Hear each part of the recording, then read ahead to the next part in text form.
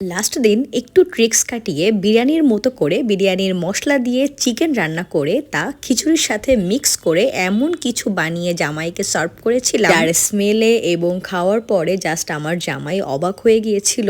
আর খাওয়া মাত্রই ওর মুখ দিয়ে জাস্ট একটা ওয়ার্ডই বেরিয়েছিল, তা হলো অমৃত। Trust me, this is the best chicken khichdi ever. কারণ শীতের দুপুরে এরকম পারফেক্ট এক প্লেট চিকেন ল্যাটকা খিচুড়ি আমরা সবাই পছন্দ করি। আর এটা আমি বানিয়েছিলামও একদম নর্মাল চিকেন খিচুড়ির মতো করেই, জাস্ট সিম্পল কিছু এক্সট্রা জিনিস অ্যাড, যেমন নর্মালি প্যানে সাদা তেল দিয়ে তাতে গোটা গরম মশলা, একটু শুকনো মরিচ আর স্টার মশলা দিয়ে দিয়েছিলাম বেশ কিছু পেঁয়াজ। দেন পেঁয়াজটাকে একদম লাল লাল করে ভেজে এতে আদা রসুন জিরে পেস্ট দিয়ে একটু নাড়িয়ে চাড়িয়ে হলুদ গুঁড়া, শুকনো মরিচের গুঁড়া, ধনে গুঁড়া আর পরিমাণ মতো লবণ দিয়ে ভালো মতো মশলাটা কষিয়ে নিব। দেন পানি দিয়ে মশলা কষানোর পরে মশলা থেকে তেল ছাড়লে এখানে অ্যাড করব আগে থেকে কেটে ধুয়ে রাখা চিকেন। দেন চিকেনটা মশলার সঙ্গে ভালোভাবে মিক্স করে দিয়ে দিব একেবারে কেটে রাখা আলু আর বেশ কিছুটা লেবুর রস আর 3-4টে টমেটো কুচি বা টমেটো কাটা আর কি। দেন পুরোটাকে ভালোভাবে মিক্স করে সময় দিব চিকেনটাকে ভালো মতো কষিয়ে নেওয়ার জন্য। তারপরে এতে অ্যাড করেছি আমার সিক্রেট ইনগ্রেডিয়েন্টস, আর তা হলো বিরিয়ানির মশলা। বলতেই পারেন এই বিরিয়ানির মশলা ইউজ করার কারণে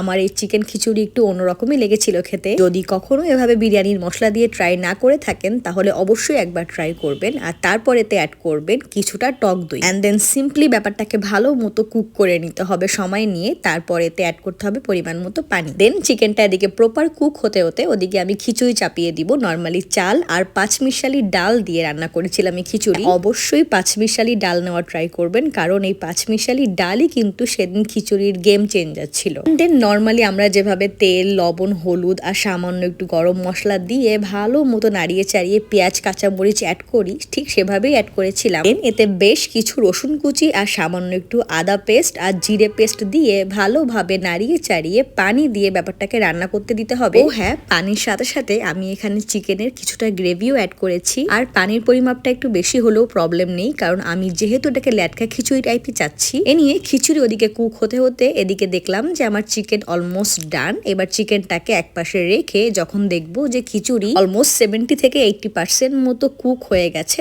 তখন অ্যাড করতে হবে এর মধ্যে আগে থেকে কুক করে রাখা চিকেন। যেহেতু চিকেনের গ্রেভি দিয়েই রান্না করা, তাই চিকেনটা লাস্টের দিকে অ্যাড করলেও প্রবলেম নেই। চিকেনটাকে অ্যাড করে ভালো মতো পুরোটা মিক্স করে কয়েকটা কাঁচা মরিচ, একটু গরম মশলার গুঁড়া আর আপনি চাইলে সামান্য একটু সরিষার তেল অ্যাড করে দেন দমে রাখতে হবে 15 থেকে 20 মিনিট, বা আপনি চাইলে তার থেকেও বেশি সময়। অ্যান্ড দেন ব্যাস, একদম পারফেক্ট একটা ল্যাটকা খিচুড়ি কিন্তু রেডি।